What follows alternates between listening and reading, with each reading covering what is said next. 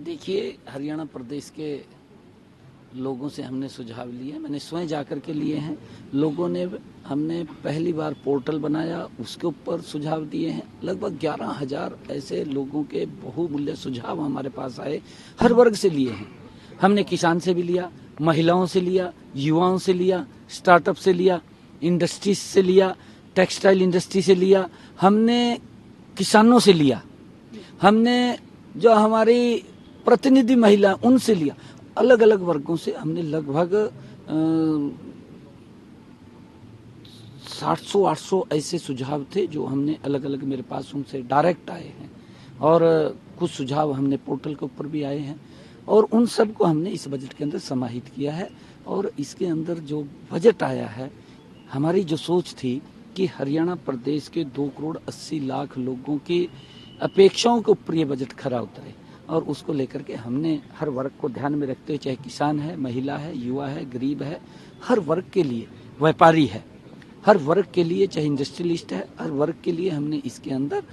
प्रावधान किए हैं। उसको अलग से एक लोगों की सुविधा के अनुसार, जो उन्होंने सुझाव दिए थे उस सुविधा के अनुसार ये बजट प्रस्तुत किया है, और इसकी प्रशंसा भी आज हरियाणा प्रदेश का हर जन कर रहा है। बाहर के लोग भी जब इस बजट को सुन रहे हैं तो वो भी इस बात की प्रशंसा कर रहे हैं। देखिए, क्योंकि मेरे ये बड़े ही हार्ट को छूने वाले विषय थे कि हम प्रदेश के अंदर शिक्षा, स्वास्थ्य और हमारा जो रोड का इंफ्रास्ट्रक्चर है या बिजली का हमारा इंफ्रास्ट्रक्चर है, उसके अंदर गति से सुधार होना चाहिए, और उसको लेकर के हमने हर 10 किलोमीटर के ऊपर मॉडल संस्कृत स्कूल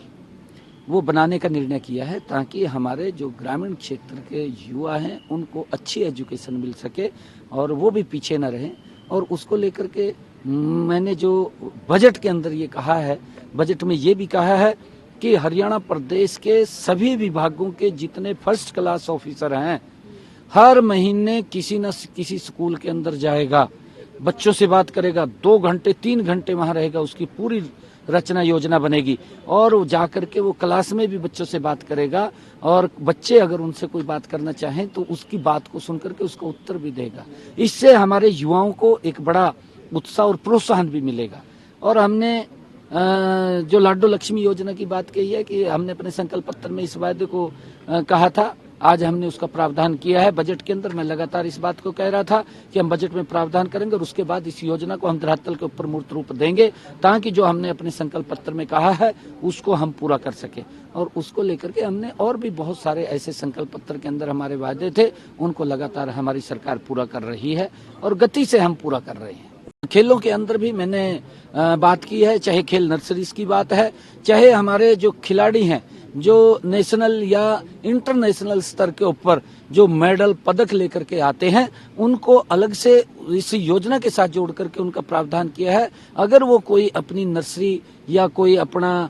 इस प्रकार का संस्थान जिससे युवाओं को लाभ मिल सके, अगर वो लोन लेकर के करना चाहें तो उसके अंदर सरकार उनका हेल्प भी करेगी, और उस ब्याज के अंदर 2% की कमी भी हमने की कि हरियाणा सरकार वहन करेगी, उसका भी प्रावधान हमने किया है। हमने, क्योंकि आने वाले समय के अंदर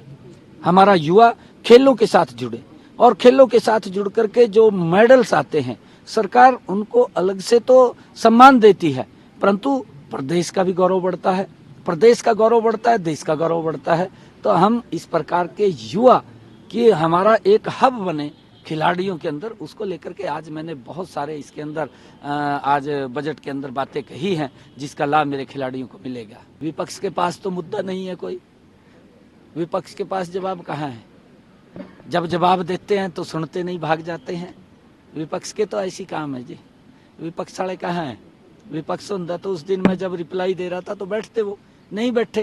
क्योंकि सुनने की क्षमता नहीं है,